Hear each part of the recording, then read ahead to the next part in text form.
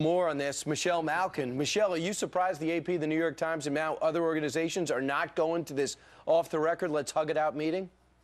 Yeah, well, I really think this is a shining, defining moment for the most transparent administration in U.S. history ever.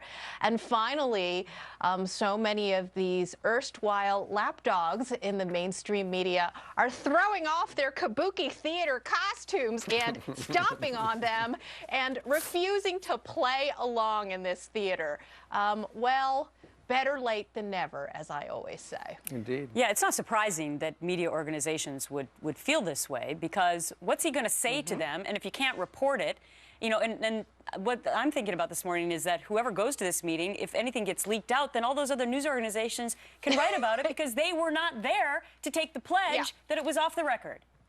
Yes, yes. And of course, the farce here of the Corruptacrat at the Justice Department, who is investigating himself, having an off-the-record meeting to discuss the support of this administration for the unfettered right of the press to do its job is just, well, to quote Reese Witherspoon, it's beyond.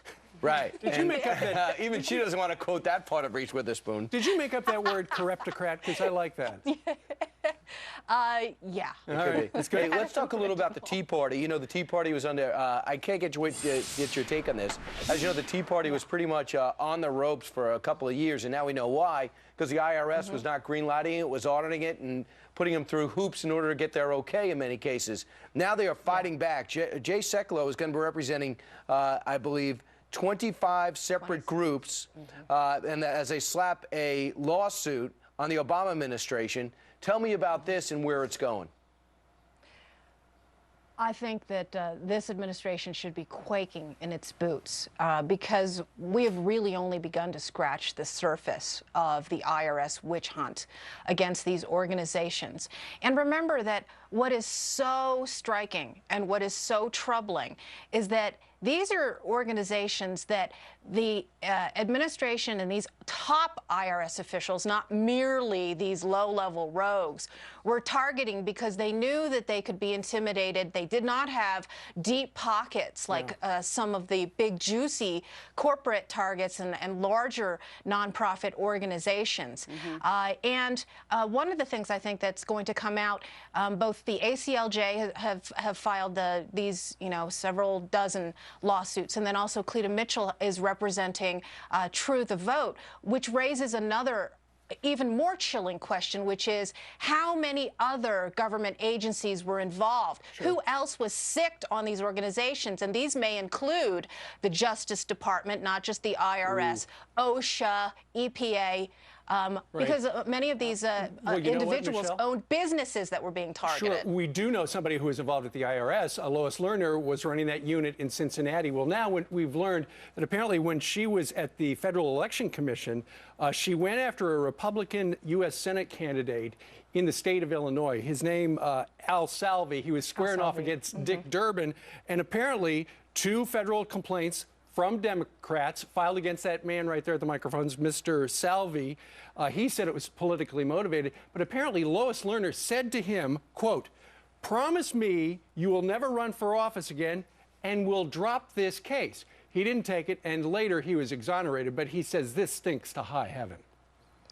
Of course. And I just want to point out and give credit to the organization, the media outlet that reported this. And it wasn't the New York Times or the Washington Post. It was the Illinois Review. My friends there at a blog, conservative political blog there, have dug up this history. And this is exactly what needs to be done because, you know, what you're hearing, the spin you hear from the White House is, well, so these were Bush administration officials. And in fact, many of them who were involved in these kinds of witch hunts are Clinton leftovers and people who have been ensconced and encrusted in the bureaucracy for decades and who have this long history of targeting conservative organizations and individuals and candidates and trying to snuff them out of political life by abusing their government authority. Well, just when you thought that it would be, that they wouldn't do something else that might chill the American public, I find this next story to be kind of outrageous. Armed Homeland Security agents were monitoring the Tea Party at the IRS protests. Now, you were apparently there. And why I find it so outrageous is that with these scandals going on in Washington right now, you would think that maybe the administration and the Department of Homeland Security wouldn't do anything else that would cause people to question their actions. But instead, they send out these undercover armed guards at this protest? Yeah. Did you know they were there? Yeah. I was not there, but the whole day that these protests were going on, and many of them were ignored by most of the media, just as the original Tea Party protests were in 2009 and 2010.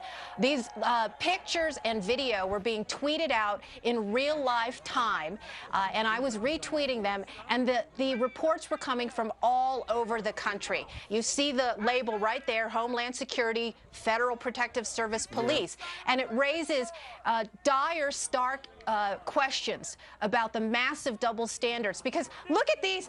Are these your menaces and terrorists right here? Now compare that to what was going on during the heyday of the Occupy movement, when these people were tossing Molotov cocktails at businesses and committing what I consider to be bona fide domestic terrorism. And they were endorsed by the president and Nancy Pelosi. Of course.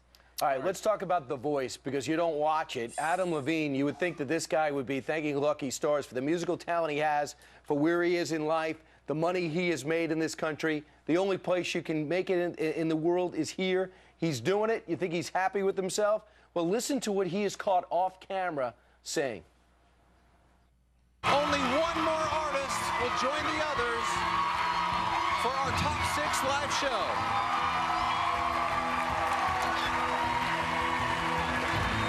I hate this country. Okay, when he said that, people said, how dare him? He clarified, he issued a statement. He said, I obviously love my country very much, and my comments last night were made purely out of frustration. My comments were based on my personal dissatisfaction with the results. What do you think about that? Yeah, call the wambulance. You know, we at Twitchy, one of the things that we do is cover the Twitter feeds of many of these celebrities, because it shows you their true colors. At best, this celebrity is a poor, sore loser. At worst, he was evincing his true feelings about this country. Either way, he's a crap weasel, because initially his defense was that he was being funny. And he tweeted, and we have this at Twitchy, he tweeted the definition of humorless in response to his critics. And now he's changed his story to say that really he was just frustrated with the entire process. No, I think if you look at this man's history, he has a history of being a left-wing progressive, and he's out of the closet about it, and now we all know. All right. Wah. There she goes. Hashtag crap weasel. Start with a voice, you end with Hashtag Corruptacrat. Yeah. She's got a million that's of them. right. Check it out. All right, Michelle, thank you very much.